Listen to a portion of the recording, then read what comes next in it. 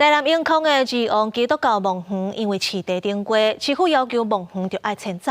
家属做自救会定情，希望市府会当重视这片土地文化资产价值，停止强制定位。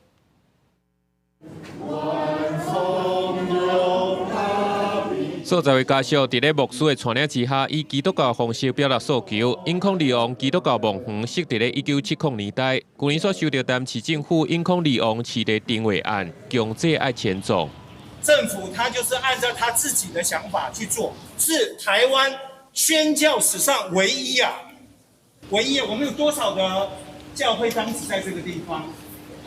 然后代表说一个族群的融合，我觉得这是一个多好的这个文化的资产。这是合法的私人的土地，我们在这片土地上面埋葬了我们的先人，我们也希望透过这样的方式，能够表达我们期待政府看重这片土地的历史价值。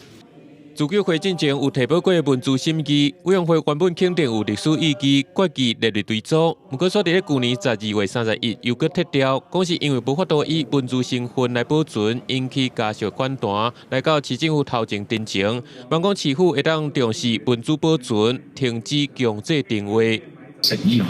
我们对这个结果表示，我们认为我们要继续挺进行政救济的手段，我们要向他上级单位文化部提出诉愿，要求再起审议。尤其这个审议的过程呢，是委员的多数决，在文化资产审议的过程当中，是否是做到了相当的公正以及客观。